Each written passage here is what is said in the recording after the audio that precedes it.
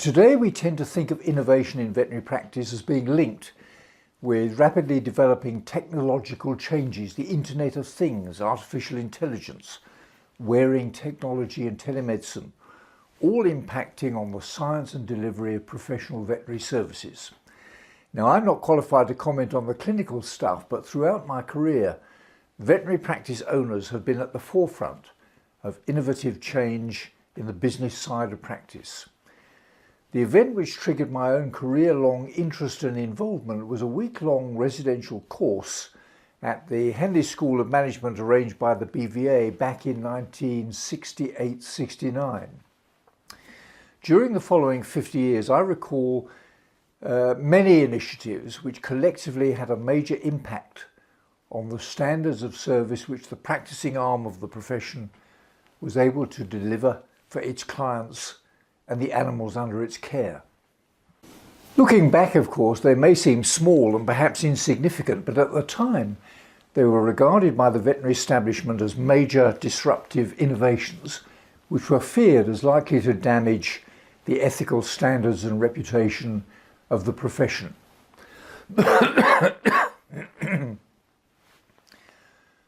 Looking back, they may seem small and perhaps insignificant, but at the time they were regarded as Looking back, they may seem small and perhaps insignificant, but at the time they were regarded by the veterinary establishment as major disruptive innovations which were feared as likely to damage the ethical standards and reputation of the profession. In the early 1970s, practice signs were still restricted to a small unilluminated plate with the name and qualifications of the practice vets. And I recall receiving stern but courteous letters from the registrar because someone had reported my own as exceeding the limit by an inch or two. It was forbidden at that time for veterinary surgeons to promote themselves on the media, and I was introduced simply as a local vet on a phone-in show all about dogs on local radio. One of my own contributions to the small animal practice scene in the late 70s and early 80s was a practice franchise arrangement operating 8 practice units. It failed for a variety of reasons, but the business model on which it was based was very similar to the joint venture model which is thriving today.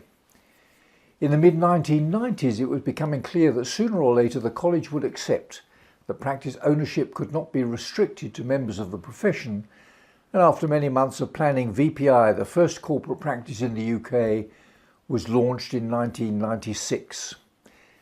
Every one of these and many other developments were initiated by an individual vet or other practice owner, but initially resisted by many within the profession in general and by our regulatory body in particular. So it's a matter of some surprise to me now that it's the Royal College which seems to be taking on the mantle of encouraging the profession to innovate.